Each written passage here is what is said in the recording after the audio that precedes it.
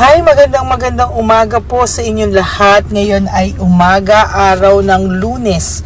Ano po kaya ang makikita natin sa reading of the day today? No, ano po kaya ang makikita natin ngayon, araw na to? Sana po kayo ay nasa mabuting kalagayan.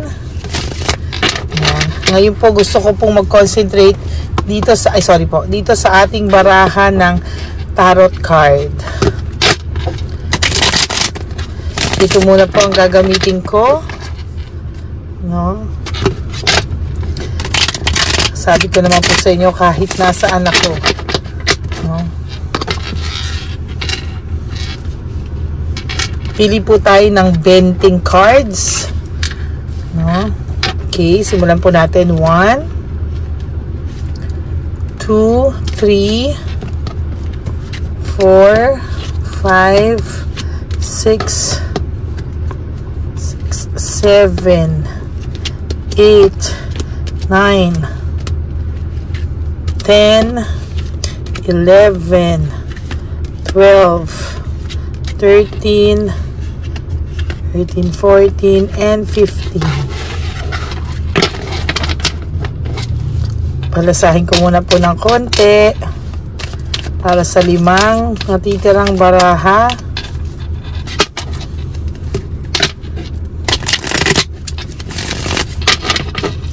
Teleserye ng inyong buhay, no? 5 po ulit. 1, 2, sige na nga, bumungad ka na nun eh. 3, 4, and 5. Sige na, sumama ka na. Okay. Tingnan po natin ano ang naghihintay sa inyo sa araw ng Lunes na ito. Ano po kaya ang nag-iintay na message para sa inyo ngayong araw na ito? Teka po, ayusin ko lang, okay?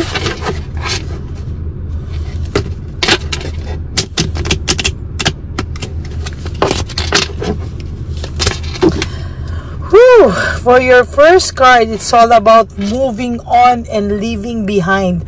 Sa mga oras na to, nararamdaman ko na pinipilit mo po na mag-move on or pinipilit mo po talaga na mag-move on sa buhay mo. Pinipilit mo po na kahit papano ay nakikita ko po dito na ikaw ay gusto nang makatapos sa ganitong pakiramdam, no? Wow. Pero habang ikaw po ay nagmo-move on, may isang tao na tinitingnan ang bawat galaw mo, adventure mo, mga lahat action mo, no? Maybe meron pong nagpapa-stalk sa iyo, no? Meron po sa yung nagpapa-stalk or mismong sila ang nag-i-stalk sa iyo, no? Bawat actions mo, bawat galaw mo, gusto po nilang makita. Titingnan po natin kung sino itong taong to na nagpapastok sa'yo. Isang babae po, maybe may nag-i-stalk po sa'yo, maybe si Chabilitang Palaka. For those of you po na babae naman tinitingnan nyo, yung lalaki po ay ibalik ta rin nyo lang po, no? Kung ang person nyo ay babae, so lalaki yung third party nyo, so yun, okay? Ang ano po, it's either of or his or her, no? So ito po ang third party nyo po, no? Kung titingnan nyo po, kunwari masaya siya, naglalabas siya ng mga pictures, mga photos na okay, pero to be honest with you, hindi po siya totoong kalmado, hindi po siya totoong masaya, and as a matter of fact, pinapa-stalk ka po niya sa mga friends niya din, or siya din mismo, no? Siya at ang ibang mga kasama nito ay ini-stalk ka. For some reason, baka kasi nakablock ka or nakablock siya sa mga Facebook nyo sa isa't isa or other social media accounts. Maybe pinapatingnan ka po niya at pinababantay ka po niya sa mga ibang friends, no? Niya. Oh, because curious po siya. There's curiosity and mental energy. Curious po siya, no? Kung ano po yung curious po siya, Page of Swords. Curious siya na may mental energy niya. Ano daw ba talaga ngayon? Kamusta ka na? Medyo the insecurity of this person is sobra-sobra. That's why sinasabi ko po sa'yo, sobra po ang interest niya sa'yo, yung interest niyang malaman kung anong mga galaw mo, kung ano yung mga ginagawa mo, kung ano yung mga bagay-bagay sa'yo, inaalam niya po talaga. Oh, talagang inaalam niya po kung ano na daw talaga yung nangyayari behind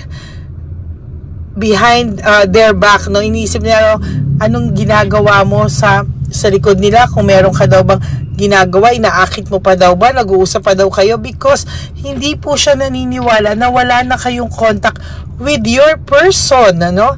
Hindi siya naniniwala na sa mga oras na to ay tumigil na talaga kayo ng communication. Why? Because sabi ko nga po sa iyo, nakikitaan po niya ang person mo ng sadness. And if you also look at the picture of your partners, no, tingnan niyo po ang mata po nila, it's very, very, very sad, no? Kahit po nakangiti ang bibig, pero ang ano po, ayan, no? Oh.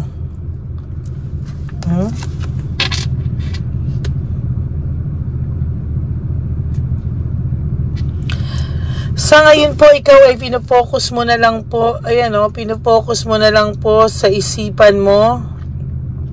Pinofocus mo na lang po ang lahat-lahat sa work mo, or maybe sa anak mo, or maybe sa sarili mo, no? Kung for those of you na wala pang anak, pinofocus nyo na lang po sa inyo, oh. Kasi sa totoo lang, hindi po natin makikitaan ng kalungkutan itong third party. Akala mo sobrang saya niya, akala mo perfect na perfect ang sitwasyon nila, pero the truth is that's kabaliktaran po talaga, no?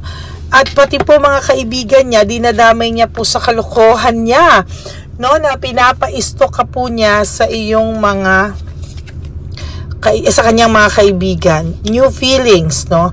Tinitingnan po ng taong ito o ng kakompetensya nyo, ng karibal nyo, ni Chabilitang Palaka o ni Shocks, na kung ikaw daw po ba ay may karelasyon na. So, binabantayan ka po nila if may karelasyon ka daw po ba or wala, no? Because somehow, this person talagang gusto niya pong malaman ano ang mga moves mo, no?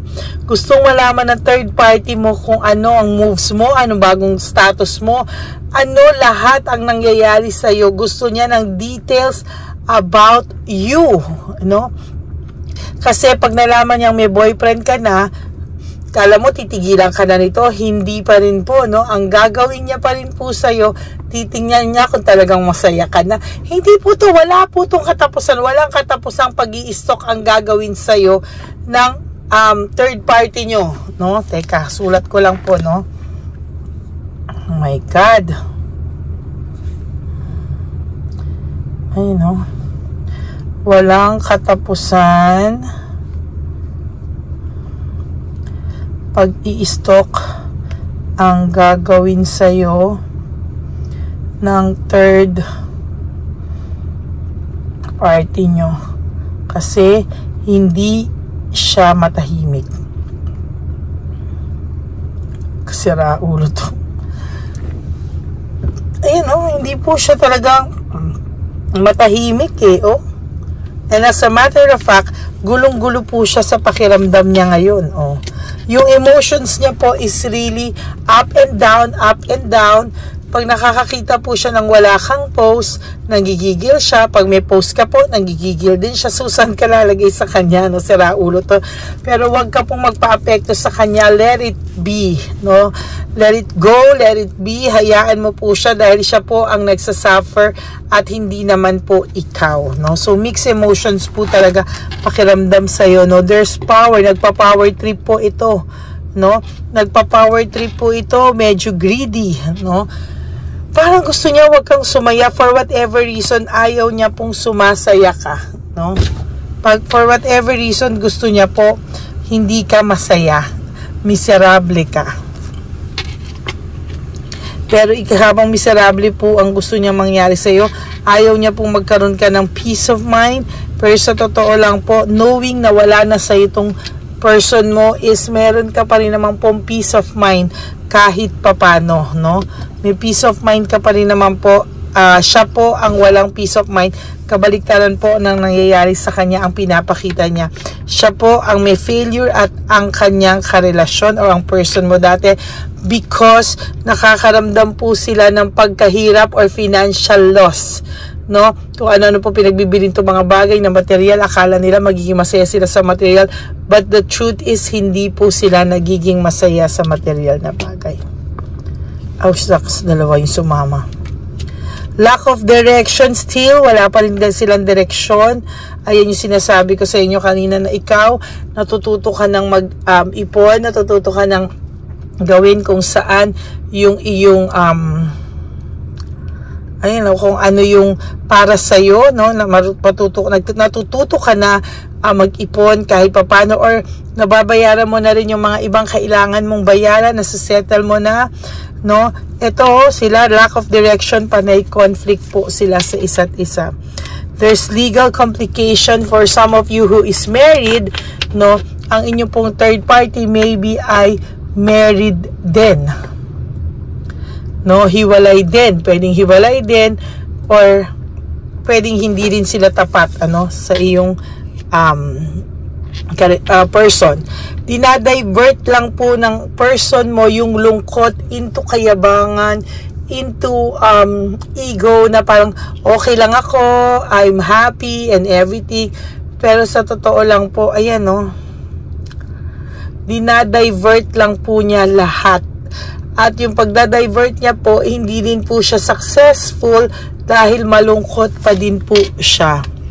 Nagre-reflect po siya anong nangyari sa kanya, anong nangyari sa inyong dalawa, bakit siya nasa isang relasyon na magulong-magulo, no? At panay pagpe-pretend. Kulang na lang po, oh, ayan, no? Distraction, disaster. Kulang na lang kantahin niya, I'm a great pretender. There's distraction. This is the worst card for me sa tarot, no? The Tower. This is distraction and disaster, no? For some of you po, no, na ito po ay makikitaan nyo ng ano yan, no? Sobrang gulo, sobrang distraction, sobrang, oh my God, no? Sunod-sunod at patong-patong po ang stress nila sa ngayon, no? Kaya ka pala pinapa-stock no? Ayan, no, feeling ng person mo na karma siya simula ng pag-alis mo or pag-iwan niya sa'yo or pag-ihiwalay nyo, no? May broken family, shattered dreams, yung maganda nyong samahan na sira because of him. False success, ayan po yung sinasabi ko sa'yo, false success. Kung inaakala mo na masaya siya with this person, hindi po, no? Malungkot po ang person mo. Malungkot din po yung third party because wala po silang peace of mind, wala silang katahimikan, takot sila sa mga sarili nilang multo, while you have a clear mind now. Alam mo na po, naliwanagan ka na po, and somehow you are trying really to move on from this kind of situation. Siya po may fear of change, kaya ngayon go with the flow lang po ang person mo. Playing safe na lang po muna siya sa mga bagay-bagay, and alam niya po na nagkamali siya ng desisyon because hindi po niya pinag-isipan ang bawat desisyon na nagawa niya sa iyo, sa relasyon nyo, at sa buhay nyong dalawa. So that's it for your first reading for today. Walang katapusan ng pag-i-stalk sa iyo ng person mo, ng third party nyo, because hindi siya masaya, gigil na gigil siya, and wala po siyang peace of mind, to be honest with you. Kaya kahit papano, dyan niya po binubuhos lahat ng energy niya, and pity her, no? Hindi talaga, no? Poor her. Talagang hirap na hirap po siyang maging masaya, kaya ang gusto niya, ang mga tao sa paligid niya ay nasasaktan niya, doon po siya nakakaramdam ng fulfillment. bad. Okay, so that's it for your first reading for today. I hope na nag-resonate po sa inyo lahat to, and if nag-resonate po sa inyo to lahat, please give me a like and comment down below para po mabasa ko po yung mga comments nyo at magkaroon po tayo ng connection dalawa. Okay, for those of you who wants to have a private reading with me, you can message me at Ladyly Elena, that's Ladyly.